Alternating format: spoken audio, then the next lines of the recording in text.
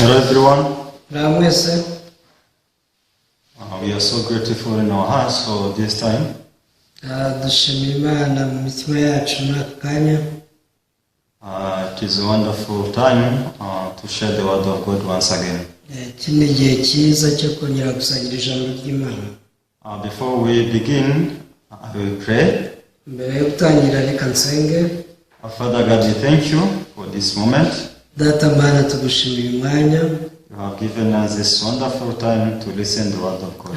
Waduhaye iki gihe cyiza ngo twumve ijambo ry'Imana. So you know clearly how different it is for us to live with the word of God and without the word of God. Uzi neza itandukaniro riri hagati yo kuba dufite ijambo ryawe no kuba nta jambo dufite. So Father, allow us to distinguish your word and our thoughts at this time. Data, twemere gutandukanya ijambo ryawe n'ibyo dutekereza muri aka kanya. So that we may not live being led by our thoughts. Kugira ngo tutabaho dushorewe n'ibitekerezo byacu. So in the name of Jesus we pray. Tubisabye mu izina rya Yesu. Amen. Amen. So today we are reading from the book of 2 Samuel chapter 9. Reka dusome mu bwa kabiri bwa Samweli ibice 9. We shall read the whole chapter. Turasoma icyo gice cyose. Since it is a long story, we can read in Kinyarwanda only. Kubera ko ari inkuru ndende reka tuyisome mu Kinyarwanda gusa. 2 Samuel chapter 9. Bwa kabiri bwa Samweli igice cya 9. Kadusome. Buke Dawidi arabaza ati, mbese wasigaye mu muryango wa Sawuli ngo mugirire neza ku bwa Yonatani? Kandi mu nzu ya Sawuli hari umugaragu we witwaga Ziba. Baramuhamagara ngo yitabe Dawidi. Umwami aramubaza ati, mbese ni we Ziba? Nawe ati, ni jye umugaragu wawe. Umwami aramubaza ati, harya ntawe ukiriho mu nzu ya Sawuli ngo mugirire imbabazi z'Imana? Ziba asubiza umwami ati, haracyariho umwana wa Yonatani umugaye ibirenge. Umwami aramubaza ati, abahe? Ziba asubiza umwami ati, aba mu rugo rwa Machir mwene Ammiel i Lo Debar. Umwami aramutumira amukura mu rugo rwa Machir mwene Ammiel i Lo Debar. Nuko Mephibosheth mwene Yonatani mwene Saul yitaba Dawidi. Ageze imbere ye agwa yubamye aramuramya. Maze Dawidi aravuga ati, Mephibosheth. Aritaba ati, karame umugaragu wawe ndi hano. Dawidi aramubwira ati, humura kuko ntazabura kugira neza ku bwa so Yonatani, kandi nzagusubiza imisozi yose y'inyarurembo ya sogokuru Sawuli, kandi uzajya urira ku meza yanjye iminsi yose. Nuko aramuramya aravuga ati, umugaragu wawe ndi iki ko unyitaho kandi ndi intumbi y'imbwa? Umwami aherako ahamagara Ziba umugaragu wa Sawuli aramubwira ati, ibyari ibya Sawuli byose n'iby'abo mu nzu ye bose bigabiye mwene shobuja, kandi wowe n'abagaragu bawe muzajye mumuhingira imirima ye, usarura imyaka kugira ngo mwene shobuja abone ibimutunga. Ariko Mephibosheth mwene shobuja azajya arira ku meza yanjye iteka. Kandi Ziba yari afite abahungu 15 n'abagaragu 20. Maze Ziba abwira umwami ati, ibyo umwami databuja yategetse umugaragu we byose niko umugaragu wawe nzabigenza. Nuko Mephibosheth akajya arira ku meza y'umwami nk'umwana w'umwami wese. Kandi Mephibosheth yari afite umwana w'umuhungu muto witwa Mika. N'abo mu rugo rwa Ziba bose bari abagaragu ba Mephibosheth. Nuko Mephibosheth yagumiye i Yerusalemu, kuko yajyaga arira ku meza y'umwami iteka kandi yacumbagiraga ibirenge byombi. So thank you. Murakoze. It is one chapter with 13 verses. Iki ni igice gifite imirongo 13. Yeah, when we read the book of 1 Samuel, at the end of this book, that's when we can see the death of King Saul. Iherezo ry'urwa mbere rwa Samweli niryo rivuga ku rupfu rwa Sawuli. So when Saul was on the battle, ubwo Sawuli yari mu ntambara, when he was about to be arrested, abonye agiye gufatwa he killed himself with his sword. yari yahuye yishita ku nkota ye. So we can see that he died with his sons. Tubona ko yapfuye ari kumwe n'abahungu be. So in the beginning of this book of 2 Samuel, we can see the kingdom of David began. Rero mu ntangiriro y'urwa kabiri rwa Samuel niho tubona ubwami bwa Dawidi bushingwa. When we read this chapter 9, so after David became a king over Israel, he did many things, but on chapter 9, he remembered the house of Saul. Dawidi ingoma yakoze ibintu byinshi, ariko mu gice cy'icyenda isomye rwa kabiri igice cy'icyenda ubona ko aribwo yibutse Yonatani. So he started to ask if there is anyone in the house of Saul, so that he can give him the kindness of God. Icyo gihe yatangiye kubaririza nimba ari mwene Saul wasigaye kugira ngo amugirire neza. So even though David was saying like this, people could not trust him. Nubwo Dawidi yavugaga atya, ntabwo abantu babyizeraga. Because there was no one who can believe that King David can give the kindness to anyone from the family of King Saul. Ntawizeraga ko umwami Dawidi yagirira neza umuntu uturuka mu muryango wa Sawuli. Because as long as King Saul was alive, David didn't cease. Kubera ko umwami Sawuli akiri muzima, Dawidi ntiyashobora kuruhuka. He was running here and there because of King Saul. Dawidi yahoraga yiruka mu misozi ahunga Sawuli. So sometime King Saul could try to reach David, but God could protect David from King Saul. Rimwe na rimwe Sawuli yajyaga agera no kuri Dawidi, ariko Imana ikomeza kurinda Dawidi. But finally we can see the death of King Saul at the end of this book of 1 Samuel. Ariko amaherezo tubona Sawuli apfa ku iherezo ry'urwa mbere rwa Samweli. So David became a king by the grace of God. Ubuntu bw'Imana Dawidi yaje kwimikwa umwami.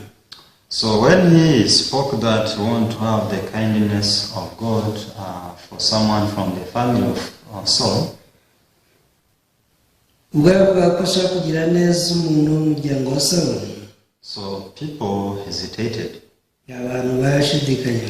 How can King David do so? Se Dawidi yabikora ate? How can King David forget everything bad he experienced on the kingdom of Saul? Ni gute yakwibagirwa ibi byose yaciyemo ku bwami bwa Sawuli? Maybe instead of giving him the kindness, he wants to kill this person. Baravuga bati bishoboke ko kugira ngo agirire neza uyu muntu ahari ashaka kumwica.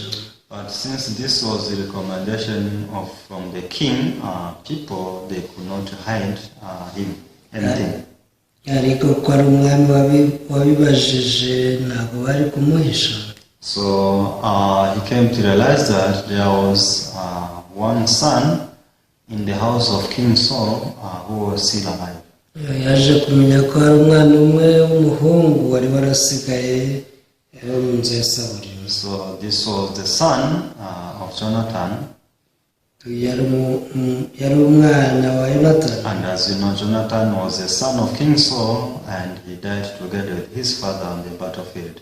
Kandi Yonatani yari umuhungu wa Sawuli, kandi yari yarapfiriye ku rugamba hamwe na se.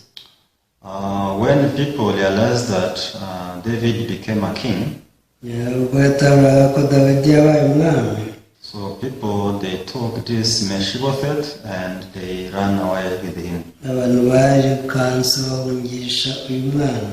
Because these people thought that since David is becoming a king, he is going to revenge. Batekereje ko kuba Dawidi abaye umwami azihora. So they want to make Mephibosheth not to be revealed. Bashatse ko bahisha Mephibosheth kugira atazagaragara. Maybe David is going to kill his son. David is going to destroy everyone in the house of Saul. So this is how they took him, and they ran in the house of Ammiel in Lo Debar.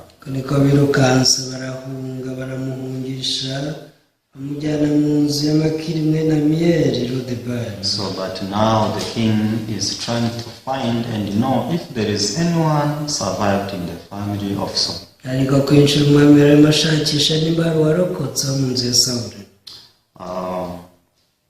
When we read verse 3, verse 2, sorry, and there was a servant of the house of Saul whose name was Ziba.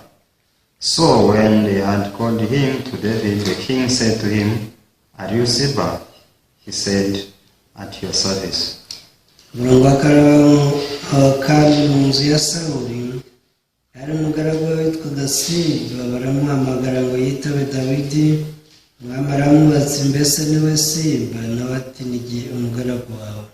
Then the king said, "Is there no still someone of the house of Saul, to whom I may show the kindness of God?"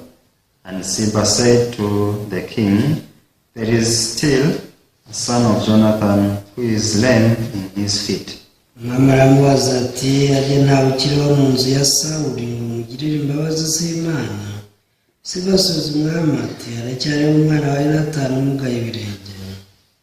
So the king said to him, "Where is he?" And Ziba said to the king, "Indeed, he is in the house of Machir, the son of Ammiel in Lo Debar."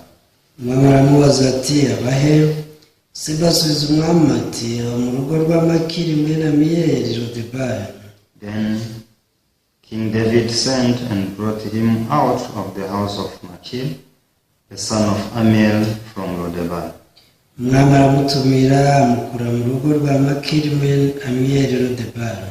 Now when Mephibosheth, the son of Jonathan, the son of Saul, had come to David, he fell on his face and prostrated himself. Then David said, Mephibosheth, and he answered, "He is your servant." Nuko Mephibosheth mwene Yonatani mwene Sawuli yitaba Dawidi, ageze imbere y'abayubaha aramuramya, maze Dawidi aravuga ati, "Mephibosheth." Arayitaba ati, "Karame, mugaragu wawe ndi hano." So where Mephibosheth was hiding, he didn't realize that David will discover him. Aho Mephibosheth yari yarihishe, ntiyari azi ko Dawidi azarutahura. So, but by the law of the king, they went and removed him where he was hiding. So in his heart, he was not sure if he will survive any more day. So he is trembling so much in his heart. So he was thinking that maybe David is going to kill him. So until here, the heart of David and the heart of Mephibosheth were totally different.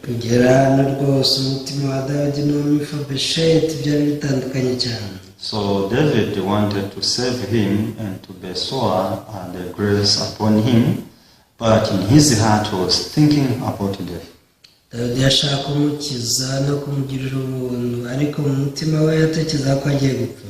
So now, when he came before David, David tried to express his heart to him.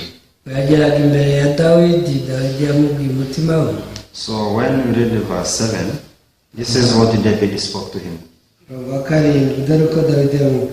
So David said to him, "Do not fear, for I will surely show your kindness for Jonathan, your father's sake, and will restore to you all the land of Saul, your grandfather, and you shall eat bread at my table continually."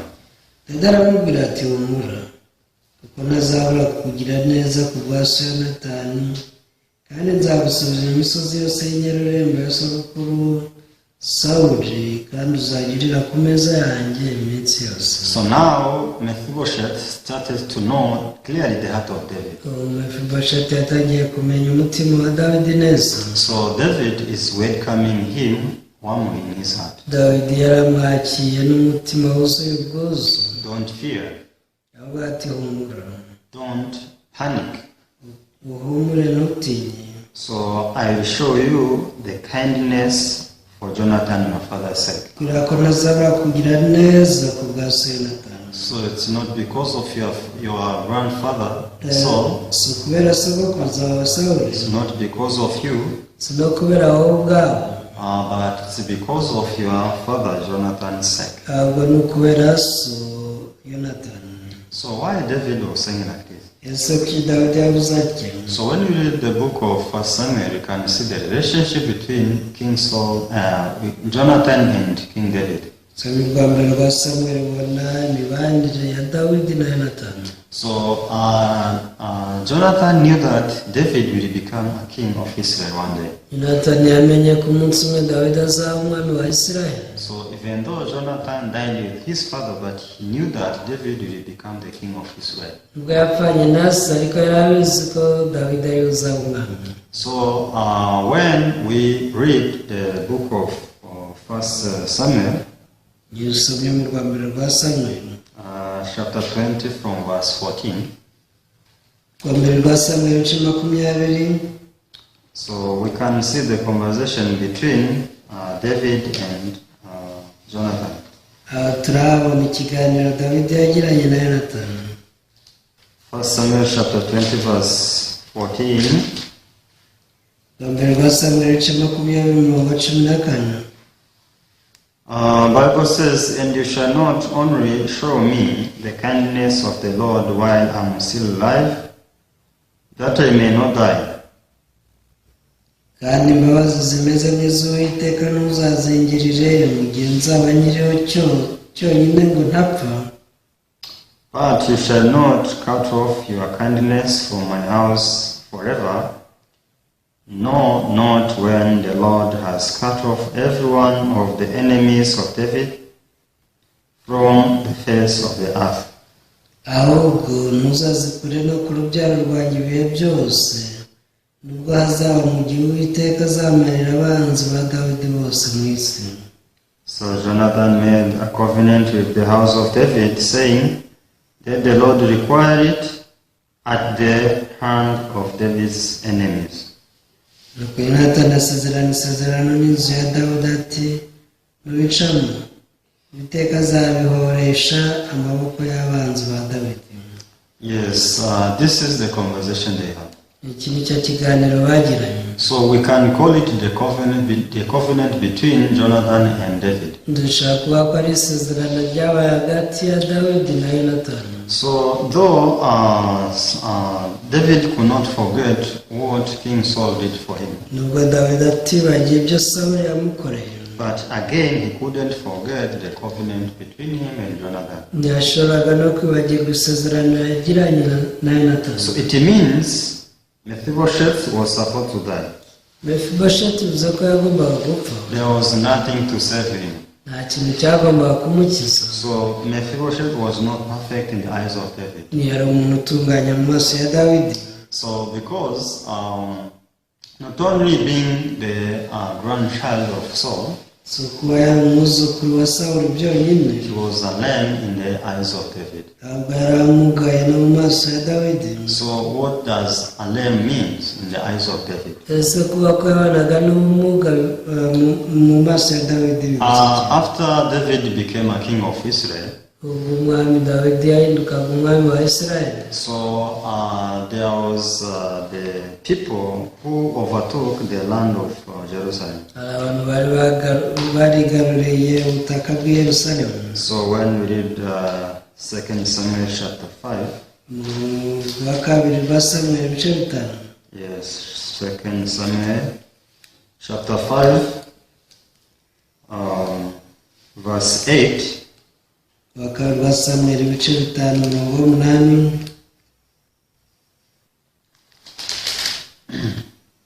Bible says, now David said, On that day, whoever climbs up by way of the water shafts and defeats the Jebusites, the lame and the blind who are hated by David's Saul, he shall be chief and captain.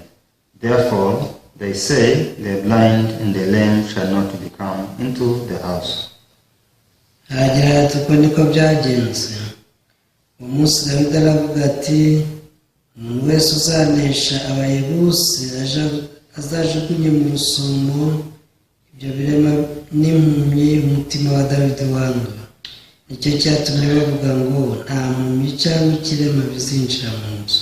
So before the King David became the king of Israel, mbere yuko Dawidi ahinduka umwami wa Isirayeli, these Jebusites were occupied this land of Jerusalem. abayebusi bari barigaruriye Yerusalemu. So since David had become the king of Israel, Dawidi amaze kuba umwami rero, so he had to remove them. yagombaga kubakuraho.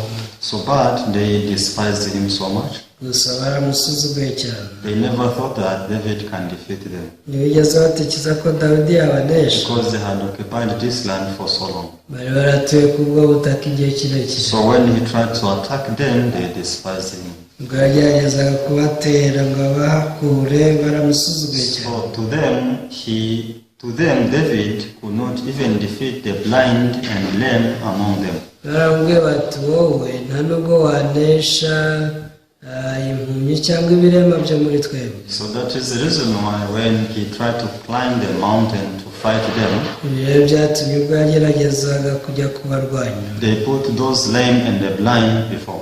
bafashe ko ku mpumyi n'ibirema bari byo bashyira imbere. So David said, Dawidi aravuga ati if anyone defeat these Jebusites, nimba hari umuntu uzanesha abayebusi, he will be the chief and the captain. uyu nguyu niwe uzaba intwari, aba umugaba mukuru. Then they said, baravuga bati the blind and the lame shall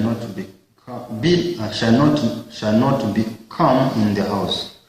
ibirema n'impumyi byo ntihazagire uwinjira mu nzu. So when we read the Bible, we can see that finally David destroyed the Jebusites. tubona ko amaherezo Dawidi yarimbuye abayebusi, But we can see that in the heart of David, the lame and the blind were not supposed to enter the house. ariko mu mutima we witwa ikirema cyangwa impumyi, abana n'ubumuga bwombi nta n'umwe wagombaga kwinjira mu But nzu. amazing thing, this Mephibosheth was the lame, ikintu gitangaje ni uko Mephibosheth nawe yari afite ubumuga, because his two feet were twisted. nawe amaguru ye yombi yari amaze kwikarata. So it means he was not a person who was worthy in the eyes of David. bivuze ko yari umuntu udakwiriye mu maso ya Dawidi. He was not supposed to be accepted by David according to the flavor of David. ugendeye ku byo Dawidi akunda, ntabwo yashobora kumwakira. Now he is a lame, ubu ngubu afite ubumuga, so he is the grandchild of David, kandi of King Saul. ni n'umwuzukuru wa Sawuli. But amazing thing, hari ikintu gitangaje, David accepted him. Dawidi yaramwemeye. Not only accepting him, atari ukumwemera gusa, even he allowed him to enter into the house. ahubwo yaramuretse yinjira niwe mu nzu. Even he allowed him to sit on the same table as other child of the king. yaramuretse yicarana nawe ku ntebe y'ubwami nk'abandi bana b'umwami. They could share the same bread. basangiye umutsima. So this was the life of Mephibosheth after meeting David. uku niko Mephibosheth yabayeho amaze guhura na Dawidi. So we can ask why this is happening in the life of Mephibosheth. dushaka kwibaza tuse ni ukubera iki byabaye mu mutima mu buzima bwa Mephibosheth. How the life of Mephibosheth can change in this way. ese ubundi ubuzima bwe bwaje guhinduka bene akageni gute? I want you to know that this is the power of the promise. nayababwiye ko ibyakozwe n'imbaraga z'isezerano. This is the power of the covenant between David and Jonathan. izi ni imbaraga z'isezerano ryari hagati ya Dawidi ndetse na Yonatani. So however, Mephibosheth was supposed to be thrown away. Mephibosheth iyo bitaba ibyo yagombaga kujugunywa, He was supposed to be killed. yagombaga kwicwa. But because of this power of the covenant, hari kubereza imbaraga z'isezerano. we can see that David is showing him the kindness of the Lord. ubu turabona Dawidi agirira neza Mephibosheth. Yes, David may become furious for the house of Saul. nibyo kuko Dawidi ashobora kurakarira bene Sawuli. Maybe David may remember all evil things Saul did for him. yashaka kwibuka ibi byose Sawuli yamukoreye. So David may remember how Jebusites despised him. yashobora no kwibuka uburyo abayebusi He bamusuzuguye. was a king but was despised. yari umwami ariko bakamusuzugura cyane. But however, gusa David was a person who cannot forget and ignore the covenant he had between him and Jonathan. hari ikintu Dawidi atabasha kwibagirwa, yakomeje kwibuka n'isezerano. So when we read the Bible, we can see that all the parts of the Bible are talking about our salvation. iyo somye bibona ko ahantu hose bavuga ku by'agakiza. So this is a story which is showing us how salvation can be fulfilled in our lives. ni inkuru nayo itwereka uburyo agakiza gasohora mu buzima bwacu. Many people, they think that they have all requirements to go to heaven abantu benshi batekereza ko bafite ibisabwa kugira ngo bajye mu ijuru, because they try to avoid sin. kubera ko bagerageza kwirinda ibibi. Even if they do sin, they try to ask forgiveness of sin. ngo niyo bacumuye babisabira imbabazi z'ibyaha. So they try with their zeal, their great zeal, to serve the Lord. bagerageza n'imbaraga zabo mu bakorera umwami Yesu. Anyway, when you approach people who go to churches, they have something in their hearts, and with this they expect to be allowed by God. uko biri kose iyo wagira abantu bajya mu rusengero baba bafite ikintu runaka biteze ko bakwerekana imbere y'Imana. But today I want to tell you that there is no one who is qualified to go to heaven. ariko umunsi nanyamabwire ko nta muntu n'umwe ufite ibisabwa byamujyana mu ijuru. So there is no goodness which can be accounted before God. nta neza n'imwe y'umuntu yabarwa mu maso y'Imana. So all of us, we are like Mephibosheth, like before David. twese imbere ya Dawidi tumeze nka Mephibosheth. So this is how we are before God. uku niko tumeze imbere y'Imana. We are not qualified nta kintu dufite because we are not good. kubera ko turi babi. We are not as God wants. ntabwo tumeze rwose uko Imana ishaka. Mephibosheth was not as David wanted. Mephibosheth ntiyari ameze uko Dawidi akunda. So likewise, we are not as God wants. natwe ntitumeze nk'uko Imana ikunda. Because God is holy. Imana rero We are not holy. ariko tuba tutera. We are so that we are so sinful. turi abantu banduye b'abanyacyaha. So, however, as Mephibosheth received the grace from David, gusa kuko Mephibosheth yakiriye ubuntu kuri Dawidi, in the same way, this is how God wants to bestow His grace upon us. natwe ni uko Imana ishaka kutugirira ubuntu. So what God wants us to know ese ni iki Imana ishaka ko tumenya? is our true image. Imana ishaka ko tumenya ishusho yacu. You cannot see your heart, ntabwo ushaka kubona umutima wawe, but your heart is too evil according to the Bible. ariko umutima wawe ni mubi cyane ugendeye kuri Bibiliya. So, as Mephibosheth, his legs were twisted.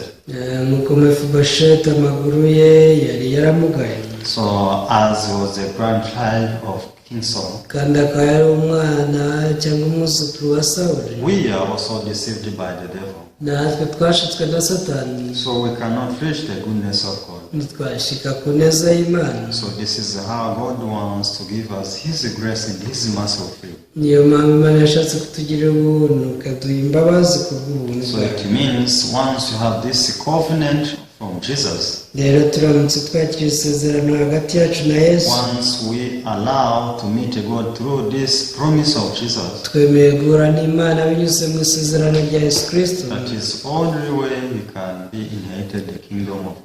iyo niyo nzira yonyine ishoboka twakwakiramo ubugingo buhoraho. That is the only way we can sit together with the Lord and share everything on the same table. iyo niyo nzira yonyine twakwicarana n'Umwami Imana tugasangira byose ku meza. So you can imagine when Mephibosheth was sitting together with King David on the same table. nimuse n'abatekereza ko Mephibosheth yari yicara ku meza y'umwami bakicarana. So his legs, his feet were twisted. amaguru ye yombi yari yari yaramugaye. So even though David hated the lame, Nubwo Dawidi yari atuye yanga abafite ubumuga nk'ubwe, he accepted him in his heart. ariko yaramwakiriye mu mutima we. From now you are as my child. Aravuga ati guhera ubu umeze nk'umwana wanjye. And you need to sit together with my children. Ugomba kwicarana nanjye. So you need to eat the same food with me. Ugomba gusangira nanjye.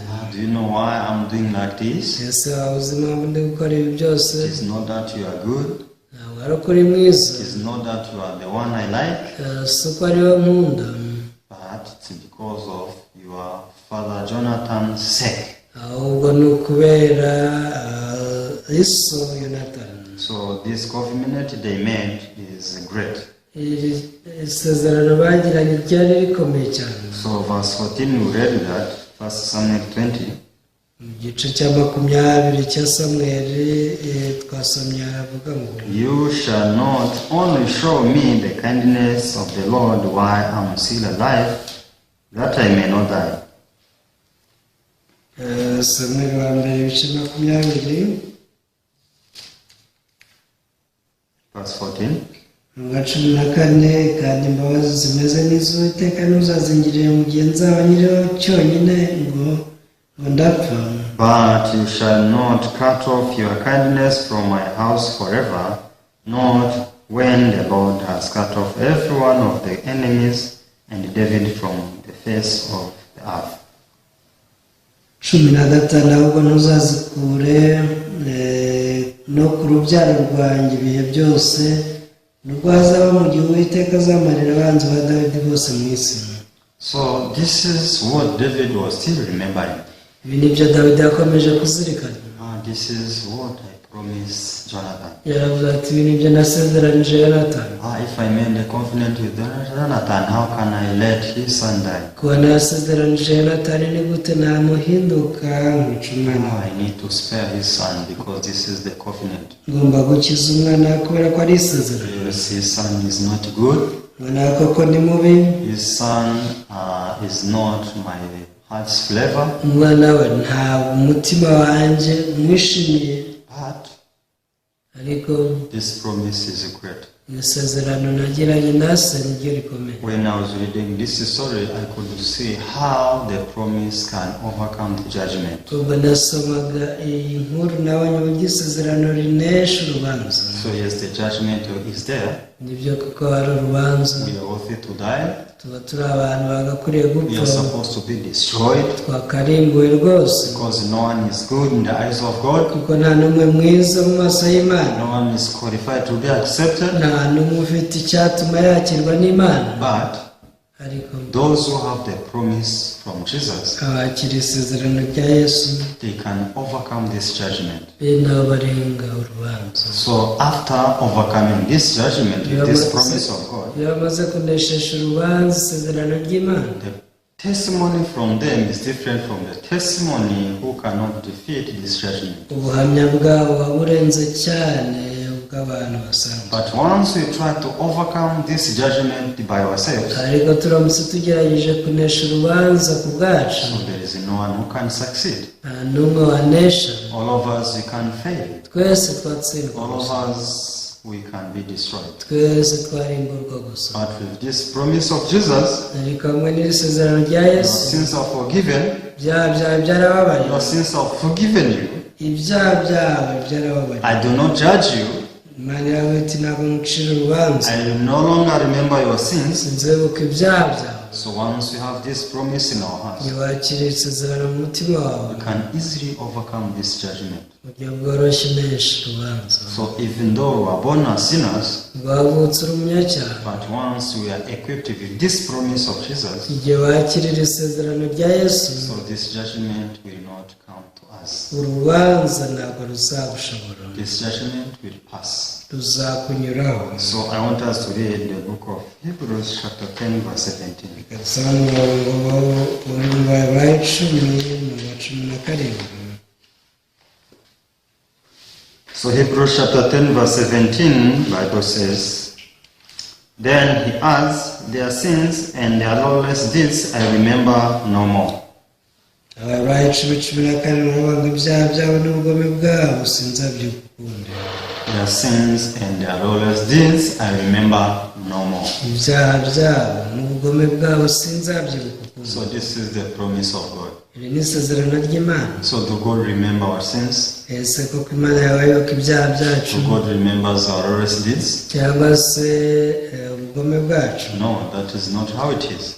siko bimeze. God does not remember. Imana ntijya ibyibuka. So once we receive this promise of God in our heart, iyo twakiriye isezerano ry'Imana muri twe, that is only where we can overcome the judgment. uku niko tunesha urubanza rwa ruturo. Yes, we are worthy to die, ibyo twaraba gupfa, but when we are one with this promise of God, ariko tugenda kumwe n'isezerano, the death will pass. urupfu rutunyuraho. So that is when we will testify life. icyo ni cyo gihe duhamya by'ubuzima. So that is when we experience the great joy from God. icyo ni cyo gihe tubona ibyishimo biva ku Mana. There is no longer condemnation in our hearts. nta rubanza rukiri mu mitima yacu. So as Mephibosheth was able to be accepted by David by the promise, nk'uko Mephibosheth yakiriwe na Dawidi ku bw'isezerano, this is also how we can be accepted in the eyes of God by the promise. uku niko natwe isezerano rituma twemerwa n'Imana. So I hope we don't focus on ourselves, biringiye ko tutakwihanga amaso,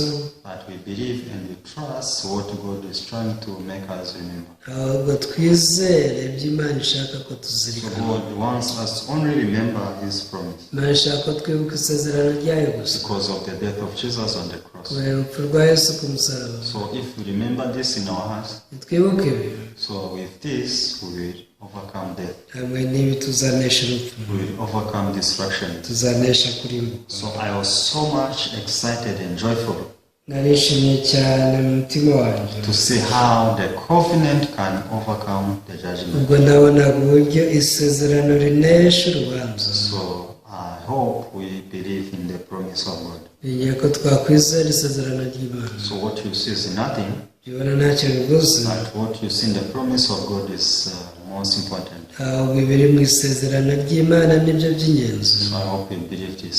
ngiye kuba ari byo wakwizera. So let's pray. dusenge. Oh, Father God, we thank you for this evening. Natamana tugushimiye umugoroba. So Father, when we read the Bible, we could see that our thoughts are wrong. ati iyo dusomye biriya tubona ko ibitekerezo byacu bipfuye. But many times we believe in our thoughts. hari inshuro nyinshi twizera ibitekerezo byacu. So we can see that people who live by the promise of God are different from those who live by their thoughts. tubona ko abantu babeshwaho n'isezerano ry'Imana batandukanye n'ababeshwaho n'ibitekerezo byabo. So yes, you are not worthy. nibyo kuko ntitwari dukwiriye. We cannot be accepted. twari abantu bo kwemerwa. We are supposed to be destroyed. twari abo kurimburwa gusa. But when we are with this promise of you, Lord, ariko iyo turi kumwe n'iri sezerano rya Mwami, we can overcome the judgment. tunesha urubanza, We can have the assurance of our salvation. kandi tukagira icyizere y'uko wadukijije. So I hope you allow us to accept this promise of yours in our hearts. niringiye ko watwemera tukemerera isezerano ryawe mu mitima yacu. So we pray believing the name of Jesus. tubisenza twizeye izina rya Yesu. Amen. amen. Thank you. murakoze.